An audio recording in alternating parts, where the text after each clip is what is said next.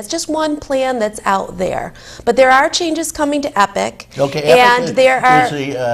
Explain what Epic is briefly.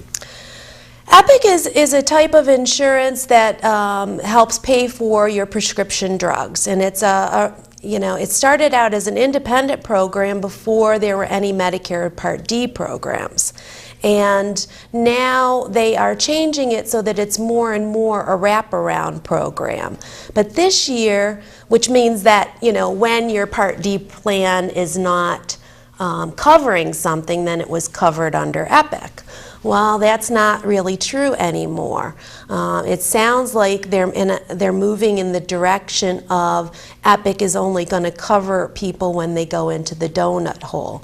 But I am not the expert. I have people in my office. Ron Klotz is one of them. Guy. Who is, I call him the Medicare guru for Chautauqua County. People go out and pay for this service to have health insurance counseling.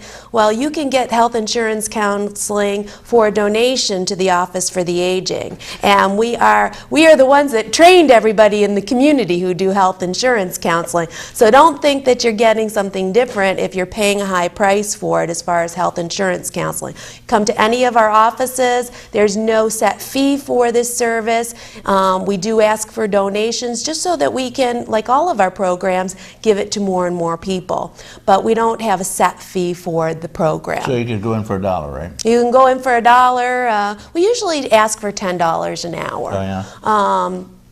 In the community, they charge $40, but no one is required to pay. Okay. And you certainly have to look at your own income, your own expenses, whether you make a donation or not. It's purely, your choice to make that. But getting back to Epic, there are going to be some major changes. I cannot in this program tell you all the ins and outs.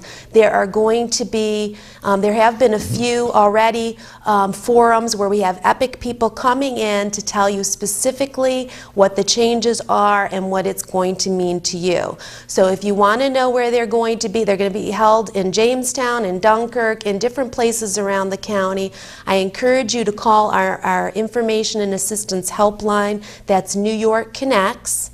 I think you can put New York Connects up on the screen, but it's 753-4582 or 363-45, there it is, 82. We have an operator on there who's there 9 to 5. If you call after hours, we'll call you back the next day and give you the information. But she can tell you where the different seminars are going to be on Epic so that you can meet with Epic representatives and have them answer all your questions. And then if you don't get them answered or you can't make it to one of these, call our offices. All of my health insurance counselors, and we have one at every office. It's Kate Finch in the Dunkirk office. Ron Klotz is sometimes in the Dunkirk office, sometimes in Mayville. Judy Brentley in Mayville. They can all help you understand what the changes are going to be. Okay, lots of luck. I see the Congress is cutting their health care sharply, the seniors, and now the state is going after the seniors in the health care. Are they planning to have all the seniors die? Is that the whole program, do you think? No. They're taking their health care away, the problem, and they're taking their food away because with inflation, the Congress refuses to give them the COLA.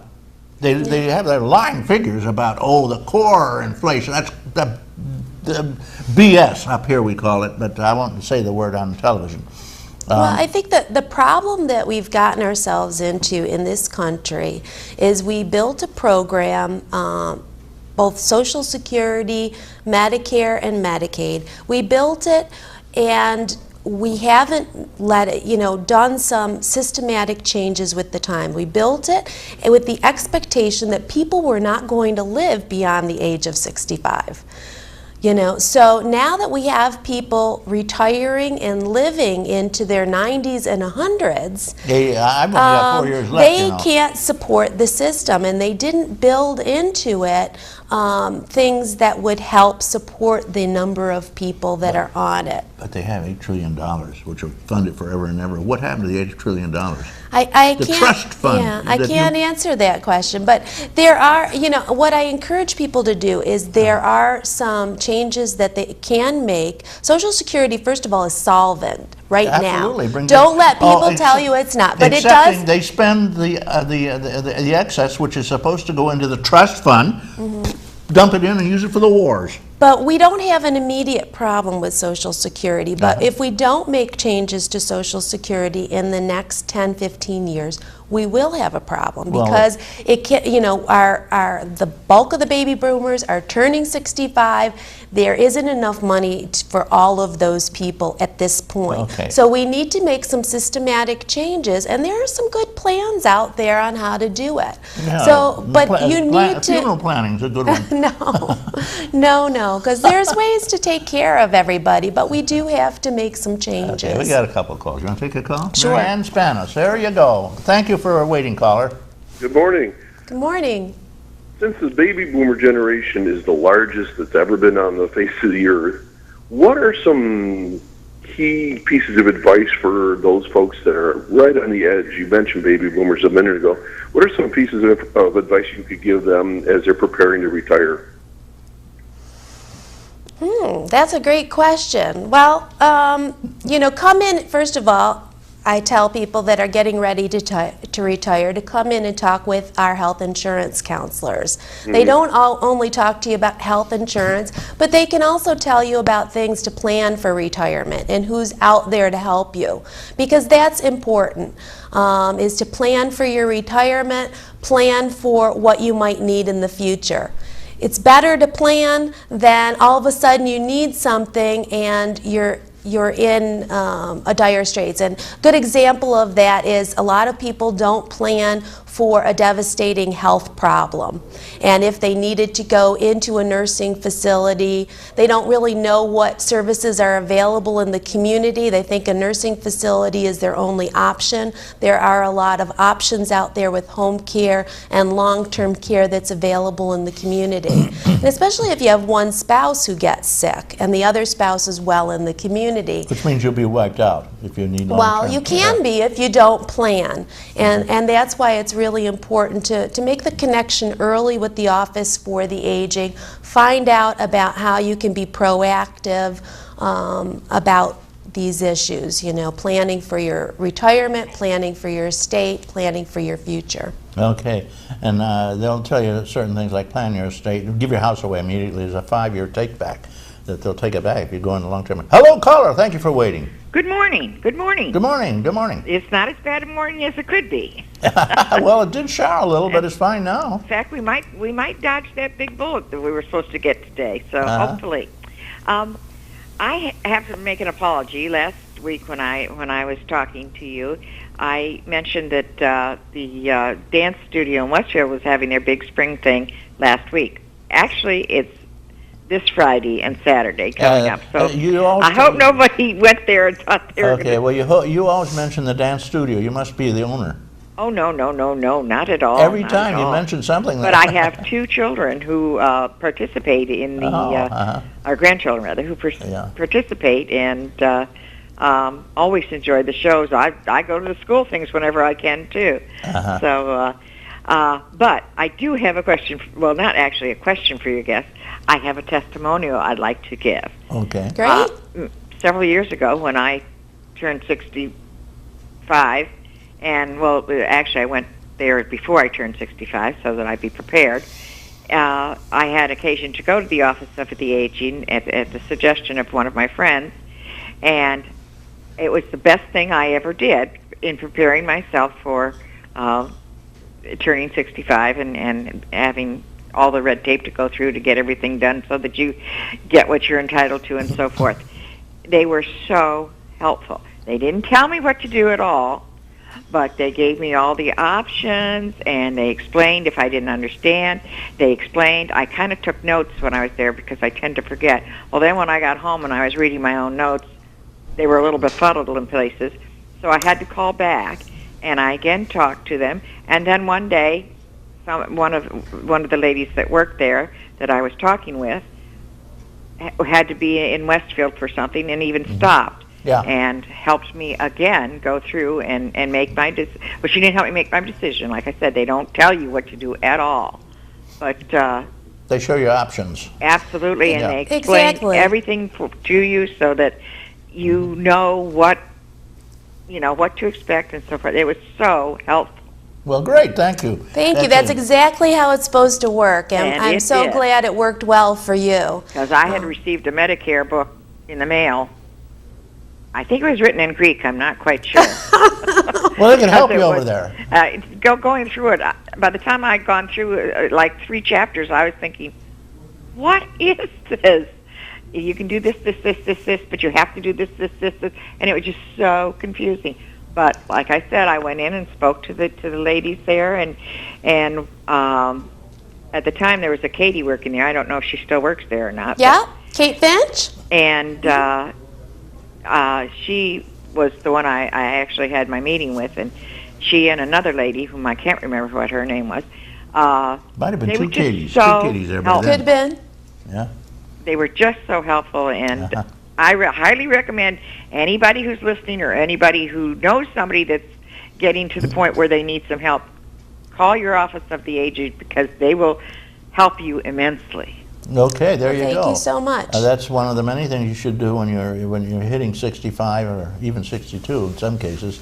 Or even 6 months or so before you actually right. That's hit probably whatever the age you want to start collecting in.